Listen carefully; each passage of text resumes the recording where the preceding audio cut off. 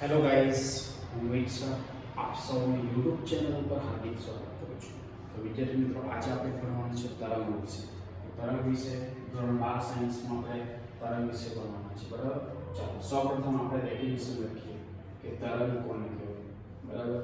તો તરંગ બહુ સિમ્પલ ડેફિનેશન છે, એકદમ સિમ્પલ ડેફિનેશન કે કોઈ પણ માધ્યમમાં વિક્ષેપ ઉત્પન્ન થાય તેને શું કહેવાય? તરંગ, બરાબર. ચાલો તો અહીં લખીએ કોઈ માધ્યમમાં વિક્ષેપ ઉત્પન્ન થાય તેને તરંગ એટલે કે શું કહેવાય?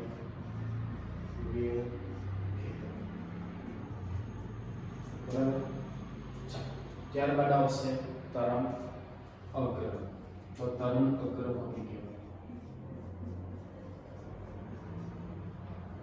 તો તરંગ અગ્રની પણ સિમ્પલ ડેફિનેશન, જ્યારે માધ્યમની અંદર શું ઉત્પન્ન થાય? વિક્ષેપ ઉત્પન્ન થાય એટલે કોઈ સમયે માધ્યમમાં વિક્ષેપ ઉત્પન્ન થતા માધ્યમમાં સમાન સમયગાળા વર્તુળાકાર વલય ઉત્પન્ન થાય. આ વર્તુળાકાર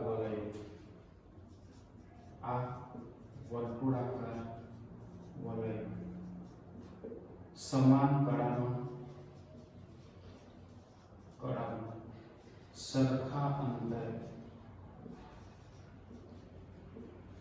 દોલનો ઉદ્ભવે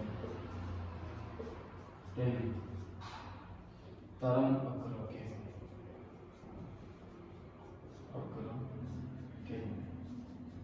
ઠીક છે. ચાલો ત્યારબાદ આગળ આવશે હાઇગન્સનો સિદ્ધાંત.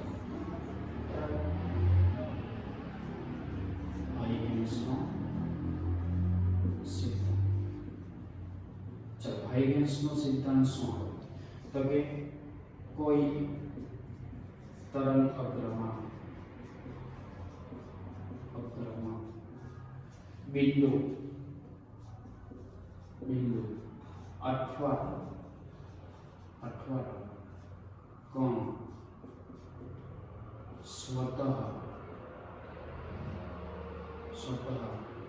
સ્વતંત્ર પોતાનામાંથી ગોળાકાર ગૌણ તરંગનો ઉત્સર્જન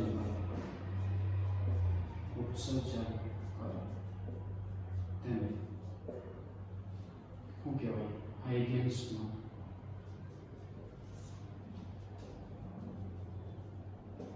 સિદ્ધાંત કહે છે. થેન્ક યુ વિદ્યાર્થી મિત્રો.